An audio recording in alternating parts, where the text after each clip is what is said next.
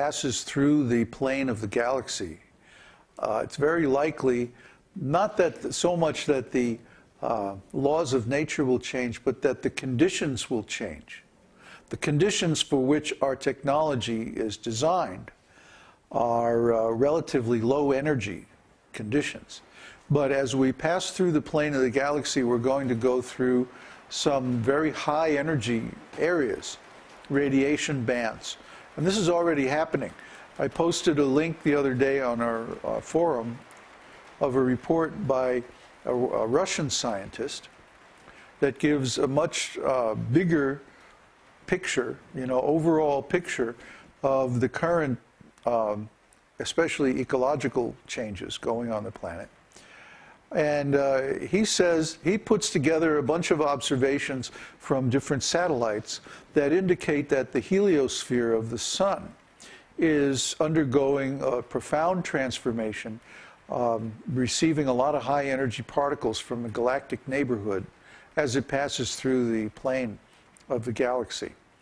And that this is increasing the amount of current. You see, space is an electromagnetic environment. It appears to be empty, but actually it's full of charged particles. And these charged particles don't just rattle around randomly. They go in flows and patterns along the lines of magnetic force. Magnetic fields, of course, are caused whenever a charged particle moves. That's how an electric motor works. That's how radio works. As soon as you move an electrical current in a conductor, it generates an electromagnetic field, and any charged particles in the neighborhood tend to follow that field. That's just the laws of electrodynamics. So space is full of plasma, and the plasma can have different energy levels, and the area that our solar system is moving into right now has a much higher energy level than the area where we have been in the last, few hundred years especially. So what's happening is this increased energy flux is heating the whole planet. That's the actual cause of global warming. The greenhouse gases are one cause, but they're not the primary cause. The primary cause is the higher energy environment that we're going through. So what does that mean in terms of electronic technology? Well, our current electronic technology is designed for a relatively low energy environment. But this is changing. This is changing. And especially this next solar maximum in 2012 is going to be really intense. So we can expect that there are going to be some very high energy events, probably coronal discharges from the sun that are going to affect the planet. And if that does, the effect would be very similar to, there's a certain form of atomic attack that would produce a very strong charge, electrical charge, and would basically fry all the electronics in the region. And the way it works is that, of course, when a nuclear weapon goes off, it emits lots and lots of plasma, lots and lots of charged particles. And when these charged particles hit our atmosphere, they give off electromagnetic waves. And those waves can induce a current in any conductor. And so they would induce a current basically so large that it would fry all the electronic equipment, power grid, even car ignitions, what to speak of computers and delicate things like that. So this is an entirely possible, especially around the solar maximum 2012, that we're going to have a lot of heat energy coming from the sun. We're going to have a lot of plasma coming from the sun, maybe a coronal mass ejection, CME, or several CMEs, very powerful ones. The last time we had some really powerful coronal magnetic ejections was back in the 18th century, before our present electronic technology was developed.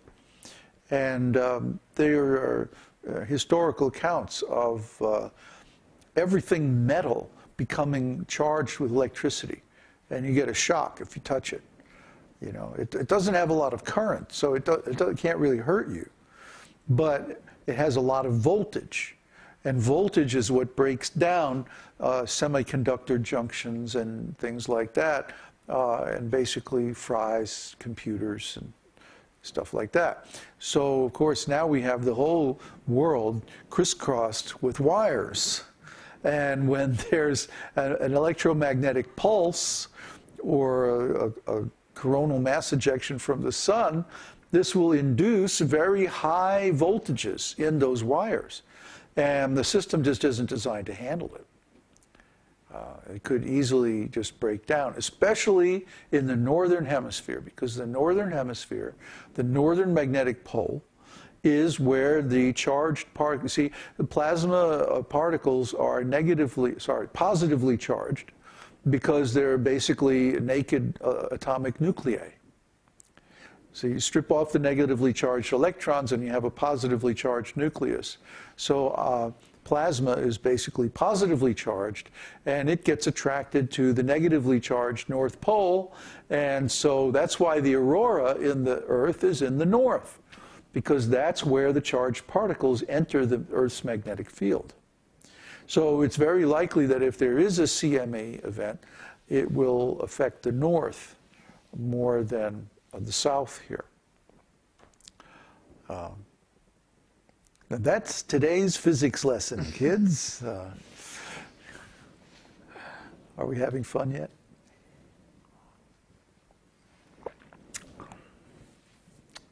So there's just all kinds of delicious disaster scenarios that we've been looking into in the last week or so, especially. Some new research has come out, very good research from people who have about a 70 to 80% hit rate on their predictions.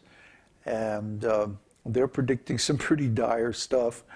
To sum it up, it looks like a lot of the changes that we had anticipated coming around 2012 are actually going to happen in the next year or two.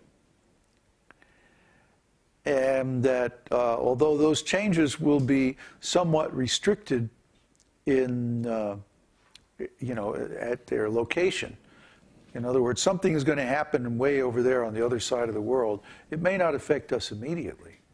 But the consequences of those incidents is going to have a big effect, and it's going to last for quite some time. So these things will occur in just the next, year to year and a half. And it's going to cause huge, huge amount of changes in the world. Basically, it's all happening a lot faster than we had expected. So we are getting ready to change our plans. Our plan up until now was we were going to try to establish a self-sufficient farm community here in Chile. Why Chile? Because it's more economically stable than the U.S., and it'll last a little bit longer before it goes completely into chaos.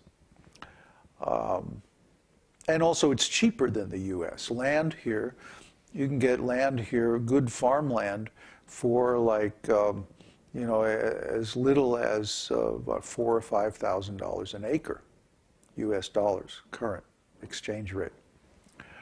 However, the two factors have made us seriously consider another plan.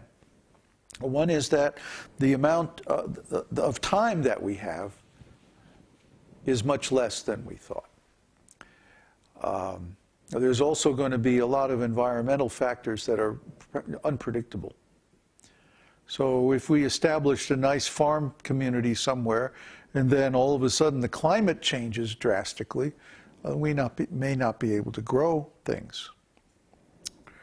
So instead of agricultural self-sufficiency, we're going into a model of storing food supplies. at least for the present. The other thing is, we have not. We're on the verge of a really like a total economic meltdown. I mean, you think last year's stock market plunge and all that was serious. Well, this year's is going to be much, much worse. And probably the dollar won't recover from the problems that are coming up in the near future. So at this point, we do not have the capitalization to establish a nice farm community, even in a country that's as cheap as Chile. What to speak of the United States or Europe or expensive country like that, Canada, or not even Mexico. Even Mexico, farmland is like, what did we look at? We were looking at 20,000 an acre or something for farmland.